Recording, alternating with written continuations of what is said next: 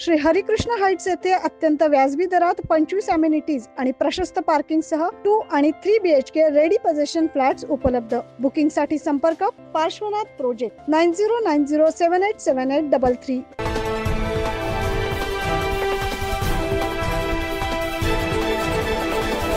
नाशिक तालुक्यातील सामनगाव येथील एकलहरे रोडवर क्रांती बनेरिया या महिलेची तिच्या पतीचा भाचा अभिषेक सिंग याने एकतर्फी प्रेमातून हत्या केल्याची घटना समोर आली आहे।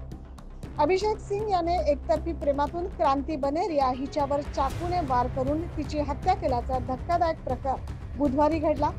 सदरचा प्रकार उघडकीस येऊ नये तसेच क्रांतीची हत्या दुसऱ्या व्यक्तीने केली आणि माझ्यावरही वार केला असा बनाव करून अभिषेक याने स्वतःच्या गळ्यावर चाकू मारून घेतला।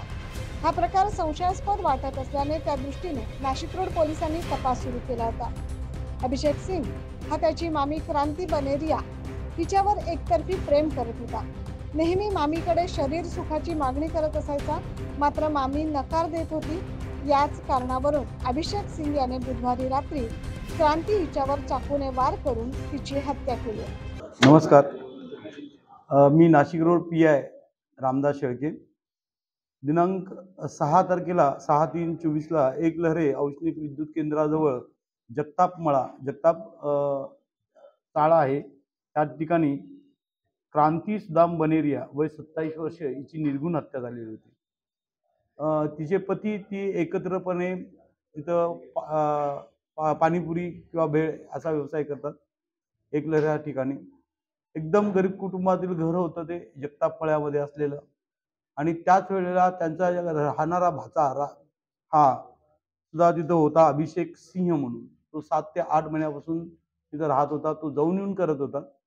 काही दिवसापूर्वी आलेला, काही परत जायचा। तो सुद्धा पाणीपुरीचा व्यवसाय फिरून व्यवसाय करत होता आणि त्याला जर त्याच्या गळ्यावर जखमी होते।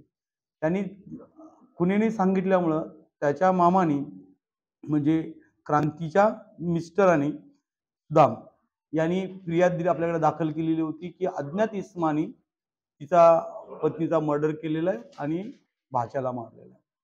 परिस्थितीजन्य पुरावा आम्ही बघितला, त्यांनी सांगितलेलं ती खात्री केली, पण अशा वेळेला तिथं अज्ञात इसम काही मिळून आलेलं नाही।